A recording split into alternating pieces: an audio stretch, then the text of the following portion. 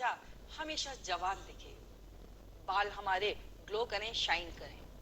लेकिन ये सब सिर्फ चाहने भर से नहीं होता, इसके लिए कुछ प्रयत्न करने चाहिए।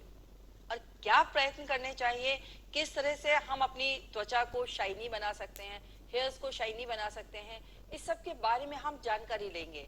हमारे स्टूडियो में मौजूद हैं उमा माहेश्वरी जी, जो कि प्रसिद्ध सौंदर्य विशेषज्ञ हैं, और ये आपको जानकारी देंगी कि किस किस तरह से आप अपनी त्वचा को खूबसूरत बना सकते हैं, किस तरह से आप खूबसूरत दिख सकते हैं। उमा जी, आपका बहुत बहुत स्वागत है हमारे स्टूडियो में। उमा जी, सबसे पहला जो प्रश्न मेरा होता है और महिलाओं का नॉर्मली होता ही है, त्वचा को लेकर। स्किन उनकी ग्लो करे, इसके लिए उन्हें क्या करना चाहिए? सबसे ज़्यादा ज़रूरी है जी कि प्रॉपर नींद लें, जी भरपूर पानी पिएं, जी थोड़ी खुली हवा, सुबह की धूप, थोड़ा जी व्यायाम, जी पेट साफ रखें। सबसे ज़्यादा ज़रूरी है कि पेट साफ रखें। जी जब भी हम कुछ खाते पीते हैं जी तो वो हमारे पेट के साथ साथ हमारी स्किन पे भी आता है। जी हम अच्छा खाएंगे, अच्छा पिएंगे जी तो हमारी स्किन ग्लो करेगी। जी और अगर पेट खराब रहेगा तो पिंपल, एक्ने, झाइयाँ, जी पिगमेंटेशन सब कुछ पेट से है। जी। उमा जी, यहाँ मेरा प्रश्न एक आपसे ये भी है कि जैसा कि आपने बताया कि हाँ जी, पिगमेंटेशन, झाइयाँ और एक्ने, पिंपल्स, हाँ जी, ये जब अगर हो जाते हैं स्किन पर, तो लोग डॉक्टर्स के पास भागते हैं सीधे। जी, जो स्किन के डॉक्टर्स होते हैं, त्वचा विशेषज्ञ होते हैं, उनके पास में जाते हैं। हाँ जी। तो आप बताइए, पार्लर जाना चाहिए या फिर डॉक्टर के पास जाना चाहिए? सबसे पहले होम केयर करनी चाहिए, जी है ना? जी। क्योंकि होम केयर करेंगे तो एक्ने पिंपल होंगे ही नहीं। हाँ मैंने सबसे पहले ही बोल दिया कि पेट साफ रखेंगे अगर जी तो हमारे को प्रॉब्लम होगी नहीं। जी कारण तो वही है ना, पेट साफ नहीं होना, जी पानी नहीं पीना। जी खास करके सर्दियों में जी लोग पानी पीना कम कर देते हैं। जी अगर पानी नहीं पी सकते हैं तो 8 से 10 गिलास पानी थोड़ा गर्म करके पीजिए, जी पेट सही रहेगा, जी एक्ने होंगे नहीं। जी जी एक वाइट प्रोडक्ट नहीं लगाने चाहिए, जी जो अपन अक्सर BB CC क्रीम लगाते हैं जी या पाउडर लगाते हैं तो जी उससे एक्ने की प्रॉब्लम बहुत बढ़ जाती है। जी। यहाँ एक छोटा सा प्रश्न मेरा ये है कि एक्ने अगर हो भी गए, हाँ, और उसके लिए बहुत से लोग तरह तरह की रेमेडीज यूज करते हैं, बहुत से लोग होम रेमेडीज यूज करते हैं।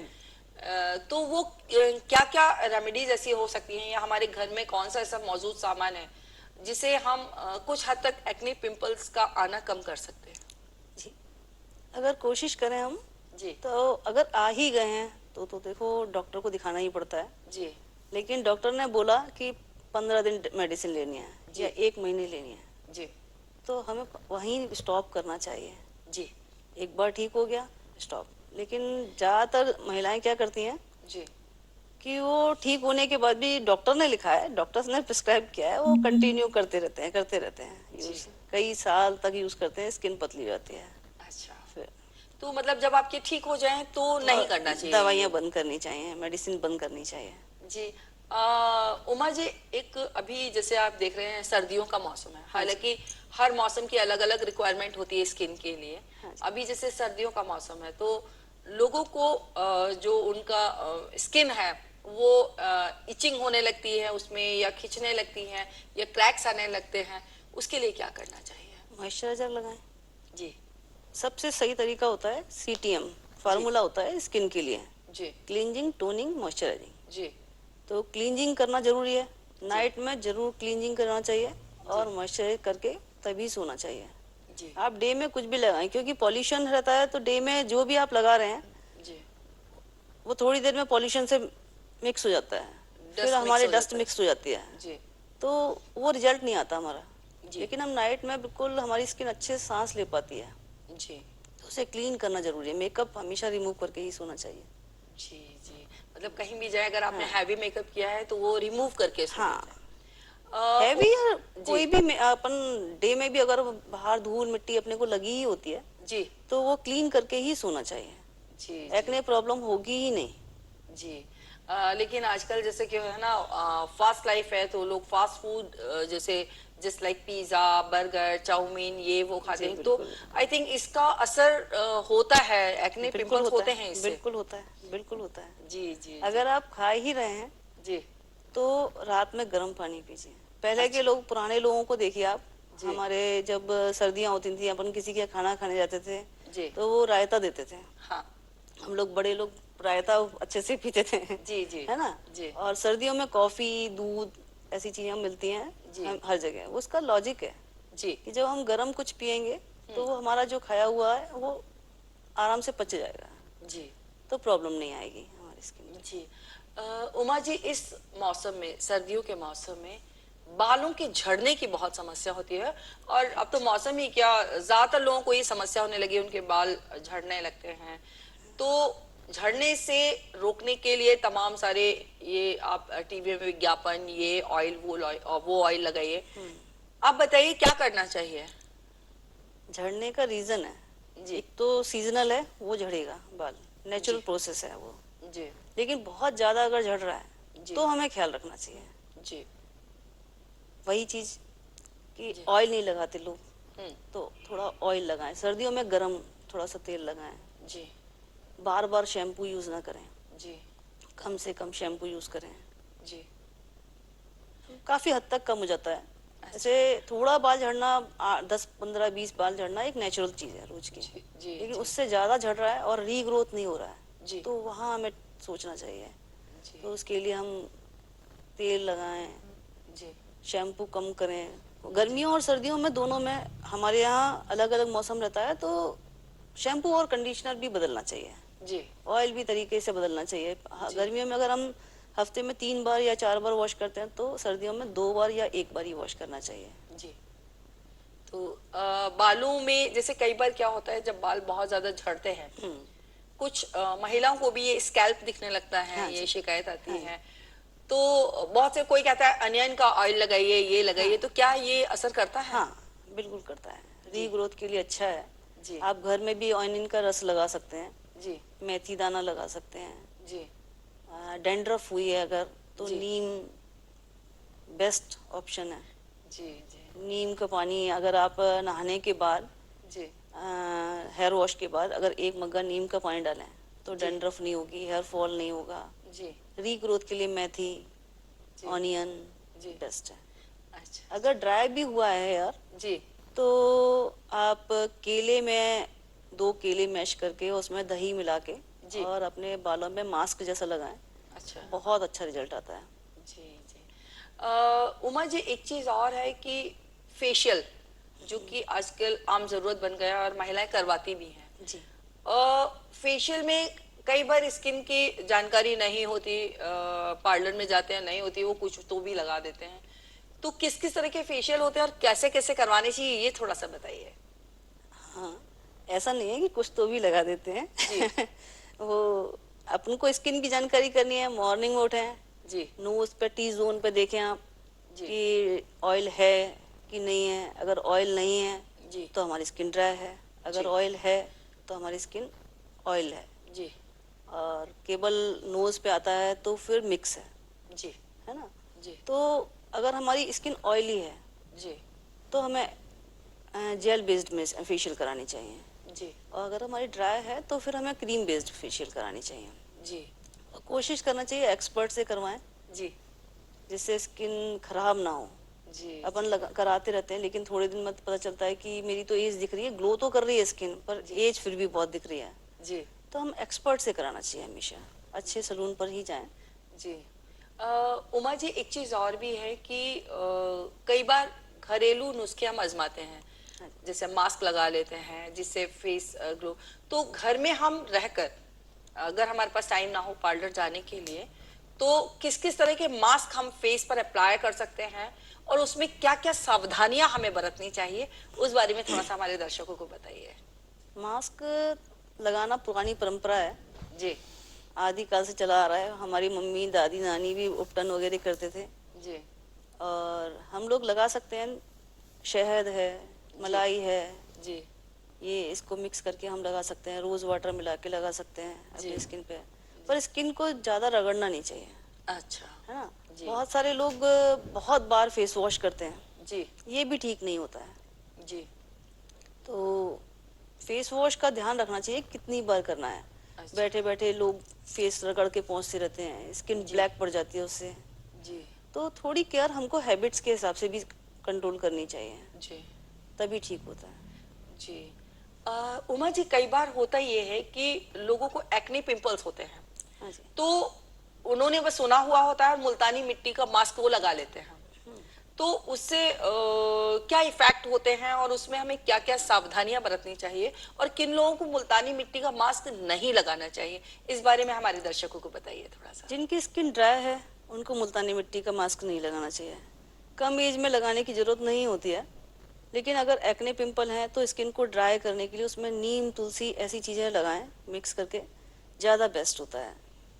और मुल्तानी मिट्टी का पैक जब लगाते हैं अपन, तो बात नहीं करना चाहिए, घूमना नहीं चाहिए, काम करते हुए बहुत सारे लोग लगा लेते हैं, वो नहीं करना चाहिए। जब भी आप लगाएं आराम से लेट के रिलैक्स टाइम में लगाएं, हफ्ते में 1-2 बार लगा सकते हैं, उससे क्रैक नहीं आते। नहीं तो जो लोग काम करते समय लगाते हैं और वो खुश होते हैं कि मेरे को एक्ने खत्म हो गए, लेकिन उनको झुर्रियां संग में आ जाती हैं।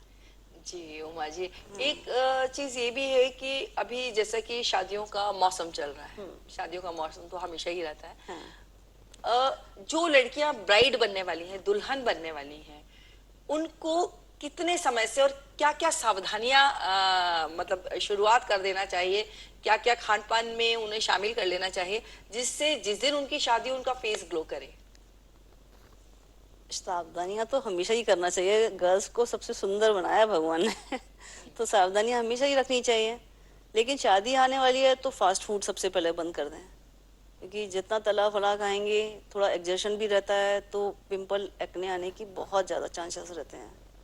फिर थोड़ा क्लींजिंग रखें अपनी फेस को। अगर आपकी स्किन ऑयली है तो एस्ट्रीजेंट प्रोडक्ट यूज़ कर सकते हैं, और अगर आपकी स्किन ड्राई है तो क्रीम बेस्ड प्रोडक्ट यूज़ कर सकते हैं। बाकी पानी बहुत पिएं, और नींद का बहुत ज़रूरी है कि नींद जरूर लें, कम से कम 6 घंटे की नींद तो होना ही चाहिए। जी उमा जी, एक चीज और मैं पूछना चाहूंगी, क्योंकि जब दुल्हन बनने वाली होती है कोई भी लड़की है कि, तो उसको बहुत सारी सलाहें दी जाती हैं। प्री ब्राइडल ये क्या है और कितना आवश्यक है दुल्हन को ये लेना? बहुत ज़रूरी है, क्योंकि आजकल वो जमाना नहीं रहा कि जहाँ घूंघट मार के लड़की चली जाती थी और हो गया काम, ससुराल में घर के अंदर रहना है। अब लड़कियां घूमने फिरने सब जगह जाना उनको, तो उनको पूरी बॉडी की केयर करनी होती है। इसलिए प्री ब्राइडल का ज़माना आ गया है। प्री ब्राइडल का मतलब होता है कि सिर्फ फेस से ही नहीं, हमारे को स्किन पे, हैंड्स, लेग्स सभी ध्यान रखना होता है। और फिगर, आजकल जिम भी जाते हैं इसीलिए लोगों की थोड़ी फिगर मेंटेन रहे।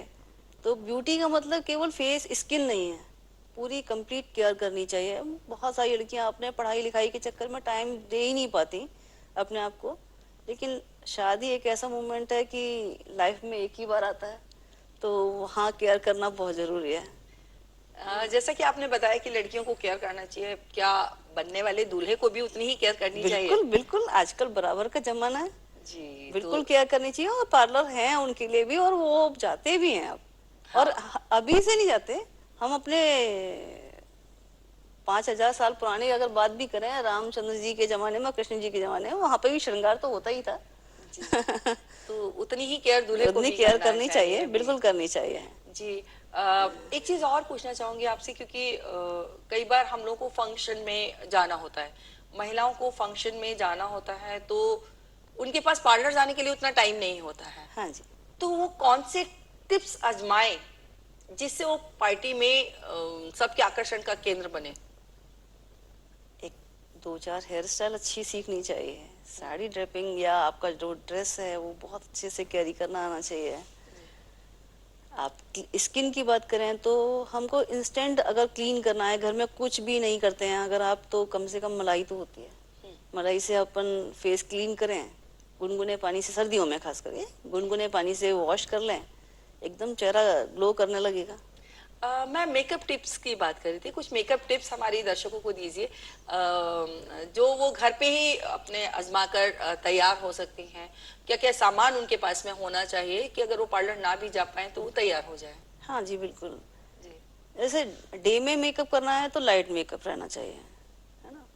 और नाइट में है तो फिर डार्क मेकअप कर सकते हैं। आजकल मेकअप के लिए तो लड़कियों के पास सभी कुछ प्रोडक्ट होते ही हैं, तो आप थोड़ा सा फाउंडेशन यूज़ कर सकते हैं, पर फाउंडेशन से पहले हमेशा मॉइस्चराइजर यूज़ करें, जिससे स्किन को हार्म ना करें। क्योंकि ज़्यादा देर तक अगर मॉइस्चराइजर अगर फाउंडेशन लगा हुआ है तो वो हार्मफुल होता है, तो मॉइस्चराइजर ज़रूर लगाना चाहिए पहले। फिर आप लिपस्टिक है, लाइनर है, ये लड़कियां लगाती हैं। अगर आपकी एज ज़्यादा है तो आप और लाइनर काजल पसंद नहीं करते हैं तो मस्कारा बेस्ट ऑप्शन रहता है। जी। उमा जी, मैंने सुना है आपका सफर ब्यूटी पार्लर से लेकर जिंदगी का सफर काफी संघर्षमय रहा है, हमारे दर्शक जानना चाहेंगे। और इस में करियर बनाने की कितनी संभावनाएं हैं, ये थोड़ा सा हमारे दर्शकों को बताइए। बहुत संभावना है, बहुत संभावना है। आप लाइफ में कुछ कर पाए नहीं कर पाए, जी। ये ऐसा प्रोफेशन है कि आप घर बैठ के भी अपने ही घर में एक चेयर डाल के काम शुरू कर सकते हैं। ये इसको कोई रोक नहीं सकता। अगर आपके काम में और पूरी आपने जान लगाई है तो आपको कोई नहीं रोक सकता। बहुत अच्छा काम है और सेफ काम है। जहाँ बहुत सारे लोगों को, हमारे पुराने टाइम में लोगों को लड़कियों को घर से बाहर निकलने की परमिशन नहीं थी। हमने एक हुनर सीखा और मैंने अपने पार्लर में जो भी किया है, मतलब अपने करियर को बनाने के लिए जो भी किया है, मैंने सेल्फ किया। तो फैमिली का सपोर्ट होता है, फैमिली सपोर्ट नहीं करेगी तो आप कुछ नहीं कर पाओगे, लेकिन मेहनत करनी पड़ती है लड़कियों को खुद को। ये कभी बहाना नहीं करना चाहिए कि मुझे घर के लोग सपोर्ट नहीं करते या मेरी फैमिली वाले सपोर्ट नहीं करते तो मैं क्या करूं, मैं नहीं कर सकती। और हमेशा अपन दूसरे के ऊपर आश्रित रहें, ये नहीं होना चाहिए। बहुत अच्छा करियर है ये। आप एक 6 महीने साल भर का कोर्स करके, थोड़ी प्रैक्टिस करके आप अपना शुरू कर सकते हैं करियर। बहुत सही लाइफ रहती है। उमा जी, क्या कोई खास जगह होती है हमें, क्योंकि प्रशिक्षण लेने के लिए भी ये ध्यान रखना पड़ता है कि कौन सी जगह अच्छी है, तो कोई इसका लाइसेंस या कुछ ऐसा होता है कि जहां हमें हाँ जी, वहीं आजकल जाना बहुत सारी चाहिए? सरकारी संस्थाएं चलती हैं जी। और ऐसे तो बड़े बड़े कोर्स भी रहते हैं, जहाँ कोर्स करना है वहाँ कर सकते हैं। लेकिन सरकारी संस्था से हर छोटे लेवल का व्यक्ति भी, कोई भी जिसके पास फीस देने के लिए नहीं है, बहुत सारी हम भी लोग भी चलाते हैं सरकारी संस्था, वहाँ आप आराम से कहीं भी कोर्स कर सकते हैं और प्रैक्टिस करके आप थोड़े दिन जॉब भी कर सकते हैं। इजीली जॉब मिल जाती है, जॉब की श्योरिटी होती है और मेहनत से सब आगे बढ़ जाते हैं, कोई दिक्कत नहीं होती इसमें। जी। सबसे ज्यादा मतलब जो मुझे अच्छी चीज इसमें लगती है इस फील्ड में, कि घर के लोगों को ऑब्जेक्शन इसलिए नहीं होता क्योंकि हम सिर्फ लेडीज वर्क कर रहे हैं, लेडीज लोगों के साथ काम कर रहे हैं, तो इस चीज में हम लोग थोड़ा ठीक रहते हैं। जी, इसमें अगर हम कोई भी महिला अगर पार्लर शुरू करना चाहे तो उसमें शुरुआत में उसे लगभग कितनी पूंजी की जरूरत होती है? मतलब एक आइडिया, जिससे कम से कम पूंजी में अगर कोई महिला परेशान है। करने को जी। 20-25 हजार रुपए से शुरू कर सकते हैं। जी। बहुत बड़ी चीज नहीं होती। जी। अब लगाने को करोड़ों रुपया लगाओ, जी। जहां से शुरू करोगे वहां से आगे बढ़ोगे। पर आपका अगर अपने पास है नहीं, गुंजाइश नहीं है या कहीं सपोर्ट नहीं मिल रहा है, वैसे तो सरकारी काफी संस्थाएं हैं जो लोन भी प्रोवाइड करती हैं, और आप 20-25 हजार से अगर मतलब कहीं सेकंड हैंड भी मिल जाता है, आराम से शुरू कर दें, कोई भी सपोर्ट करता है आपको, इतना लगाना कोई दिक्कत नहीं होती। और आप घर में भी शुरू कर सकते हैं, तो आस पास मोहल्ले के, और आपके काम में अगर सही लगता है तो आराम से कस्टमर आते हैं। काम में अगर दम है तो। काम में दम है तो कस्टमर आते हैं, बिल्कुल जी। आते हैं, दूर दूर से आते हैं। जी। उमा जी, आपने शुरुआत कैसे मैंने की? मैंने एक चेयर जब खरीदी ना, सबसे पहले मेरे पास, मैं आपको एक वाकया बताऊंगी। जब मैं सीख रही थी, मैंने 28 साल पहले सीखा था, तो जब मैं सीख रही थी तो मेरी पड़ोस में एक रहती थी दीदी, तो उन्होंने मुझसे बोला कि मुझे कलर वो हेयर ड्रायर वगैरह कराना है, थोड़े बाल कट करवाने हैं। मेरे पास कैंची भी नहीं थी, कंघा भी नहीं था, ड्रायर भी नहीं था, कुछ भी नहीं था। मैं उससे पैसे लिए मैंने कि 100 रुपये लगेंगे, आप 100 रुपये दीजिए मुझे। उस समय सस्ते का जमाना था, तो फटाफट बाजार गई, उस पैसे से ही मैंने सबसे पहले एक रॉड खरीदी और कट किया, उनको कैंची लेके आई, कट किया। वो पैसे भी मेरे पहले उसने कस्टमर ने दिए थे मुझे, और मैंने फिर संघर्षमय रहा मतलब आपका। जी। तो जी। उसके बाद मैंने एक थोड़ा मेहनत करते करते चेयर की, पहले तो ड्रेसिंग टेबल पर और घर में सिंपल चेयर पे मैंने काम किया हुआ है। जी। फिर चेयर खरीदी, फिर एक मिरर लगवाया, ऐसे करते करते आज मेरे पास 8 लोगों का स्टाफ है। मतलब अच्छा जहाँ काम करता चाह है, वहाँ रहा, अगर जहाँ आप चाहा। कुछ चाहते हैं, कुछ करना चाहते हैं शिद्दत से, हाँ। तो आप कर सकते हैं। और ये मेरे ख्याल से करियर का बहुत अच्छा ऑप्शन है महिलाओं के लिए। बिल्कुल बिल्कुल, बहुत अच्छा है। महिलाएं अगर सीख लें तो आजकल तो इस लाइन में बहुत सारी चीजें और खुल गई हैं, जरूरी नहीं कि आप पैसा लगा कर ही काम करें। आपने एक कोई स्पेशलिटी कर ली, जैसे मेकअप आर्टिस्ट बन गए या हेयर ड्रेसर बन गए या हेयर कट करना सीख लिया आपने, कोई भी एक काम कर लिया आपने, तो आपको घर पर ही, जैसे मेहंदी के लिए ऑर्डर्स आते हैं, ऐसे ही उसके लिए भी ऑर्डर आ जाते हैं कि हाँ हमको कोई ने फ्रीलांसर जो काम चलता है, आपको जब ऑर्डर आया कि आपको काम करना है, आप गए, काम किया, घर आ गए, तो आपको कहीं रेंट पे कुछ लेने की, प्रॉपर्टी लेने की भी जरूरत नहीं होती है, जी। तो कर सकते हैं आप उससे। अच्छा, इसका अलग अलग कोर्स होता है, जैसे हेयर कट का अलग होता है, हाँ। मेकअप आर्टिस्ट का अलग हाँ होता है। हाँ, बिल्कुल ये बिल्कुल। कितने कितने इसमें चैप्टर होते हैं? इसमें बहुत सारी फील्ड है, अपनी अपने अलग अलग। जी। पहले तो सिंपल एक कोर्स करना पड़ता है, बेसिक कोर्स। अच्छा। हाँ, अगर बेसिक कोर्स तो जानकारी होनी ही चाहिए ना कि हम थ्रेडिंग क्या है, कटिंग क्या है, फेशियल क्या है, वैक्सिंग क्या है। वैक्सिंग भी 20 तरह की हो गई है अब, जी। तो आपको पता होना चाहिए, इसलिए बेसिक कोर्स करना जरूरी है। फिर आप एक स्पेशलाइजेशन कर सकते हैं। जी। मेकअप बहुत अच्छा एक सब्जेक्ट है, इस पे आप बहुत पैसा कमा सकते हैं। जी। और इस समय एक हेयर ड्रेसिंग भी बहुत अच्छा सब्जेक्ट आ गया है, जी। कि जिसमें हेयर एक्सटेंशन है, नेल आर्ट है, आप कोई भी एक सब्जेक्ट पे मास्टरी करें और बस। यहाँ मैं एक चीज और पूछना चाहूंगी, बहुत सी महिलाएं हेयर एक्सटेंशन का यूज करती है, क्योंकि अभी आपने नाम लिया तो मुझे लगा कि इस बारे में भी जानकारी देना हाँ, चाहिए हमारे। हाँ। हेयर एक्सटेंशन जो है वो हेयर महिलाएं। एक्सटेंशन 2 तरह के होते हैं जी। पहले तो। जी। एक होते हैं परमानेंट, एक होता है टेम्पररी। यार टेम्पररी तो आप 200 400 500 रुपए के मिलते हैं बाजार में, जो भी मतलब रेट के मिलते हैं, अंदर अपने हिसाब से पीछे से टक करके लगा लिया जाता है। अभी नया एक कंसेप्ट आ गया है, केराटिन टिप और माइक्रो टिप। उसमें हमारे बालों की रूट के पास, रूट को कुछ भी नुकसान नहीं होता। कई बार ऐसा लगता है कि हम लोगों को लगता है कि सुबह उठे और बाल 4 बाल हैं सिर पर, यार मैं नहीं संभाल सकती इस चीज को, मुझे अच्छा नहीं लगता अपना फेस देखकर। तो ये इसके लिए बहुत अच्छा ऑप्शन आ गया है कि हेयर के बिल्कुल रूट के पास से हमारे बालों को ही टक कर दिया जाता है, हेयर्स को। जी। फिर हम वॉश करें, स्ट्रेटनिंग करें, रिबॉन्डिंग करें, कलर करें, जो चाहें, जैसे चाहें वैसी लाइफ जिएं, 4 5 6 महीने के लिए वो हमारे बालों पर एज इट इज रहते हैं, परमानेंटली रहते हैं वो? परमानेंट बिल्कुल। तो उसमें करीबन कितना खर्च आता होगा? हेयर की कॉस्ट बहुत ज्यादा है, जी। लेकिन फिर भी लोग कराते हैं आज के टाइम में। सभी मतलब क्या होता दर्शक है, एक जानना चाहते हैं, कुछ महिलाएं या कुछ दर्शक ये जानना चाहेंगे शायद, मेरे ख्याल से, कि क्योंकि क्या होता है एक बजट लेकर ये तो आप जानते हैं भारतीय अर्थव्यवस्था की ये मजबूरी मान लीजिए या कुछ भी मान लीजिए, महिलाएं जब कुछ भी करवाने जाती हैं तो वो बजट पहले देखती हैं। बिल्कुल बिल्कुल। तो एक आइडिया की बजट अगर जी। हमारी ही लेंथ है, जैसे ये हमारी लेंथ है और हमारे को इसी लेंथ पे ग्रोथ दिखनी चाहिए, मतलब डेंसिटी अच्छी हो जाए, घना दिखने लगे बाल, तो फिर हम 5 6 हज़ार रुपए में हो जाता है काम। अगर हमको लेंथ बढ़वानी है, हमारे बाल छोटे हैं लेकिन मुझे कमर तक बाल चाहिए, तो करीब 15 से 20 हज़ार का खर्चा आता है उसमें। लेकिन वो बाल हमारे हमारे पास हैं, वो गोल्ड है, क्योंकि जो हमारा बाल कट चुका है पहले, वो दोबारा वाइट तो होगा नहीं, हाँ। है ना। हमारा बाल वाइट हो सकता है, लेकिन जो हमारे पास हमने ह्यूमन हेयर लिया हुआ है, वो हमारा कभी भी वाइट नहीं होगा। तो उसमें कुछ नहीं कलरिंग की भी जरूरत नहीं होती होगी? उसमें जरूरत नहीं है, अगर हमारे बालों को जरूरत है तो हम करेंगे, हाँ, है ना। मतलब हमारे बालों को जरूरत है तो हम अपने बालों को करना पड़ेगा, बाकी उनके बाल वो जो हमने टक किए हुए हैं उनका कुछ नहीं होता। तो वो कितने टाइम तक चलता है? 5 से 6 महीने, 4 से 5 महीने तो एज इट इज रहते हैं, क्योंकि हमारे बालों की ग्रोथ कितनी है।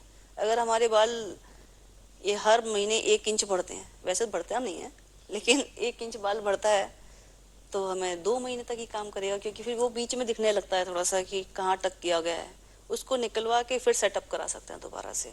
तब हमारी कॉस्ट काफी कम हो जाती है, क्योंकि फिर सेटअप का ही खर्चा लगता है।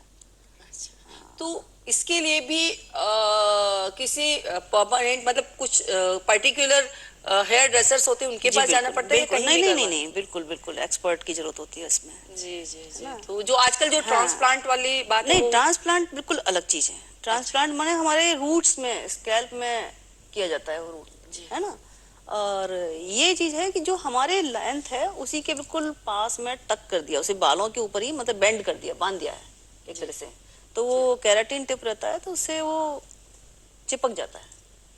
जब निकालना होता है तो इजीली न्यूट्रीलाइजर से निकल जाता है वो। जी लेकिन आपको तब भी सलून पे आना पड़ेगा, जी। हाँ, तो निकलवाने के लिए। उसकी उसकी कितनी सिटिंग्स होती हैं? नहीं, एक सीटिंग में हो जाता है, 4 घंटे में, 3.5 से 4 घंटे में हो जाता है।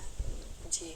अ, एक सवाल और मैं जानना चाहूंगी, जैसे कि वैक्सिंग महिलाएं कई बार करवाती हैं, हम्म पार्लर में जाके करवाती हैं तो इट्स ओके, हम्म लेकिन कई बार वो घर पे भी कर लेती हैं, हाँ, तो वो उसमें क्या क्या सावधानियां रखनी चाहिए और किस किस तरह का वैक्स होता है, कितनी तरह का किया जाता है, ये इस बारे में थोड़ा सा और बताइए।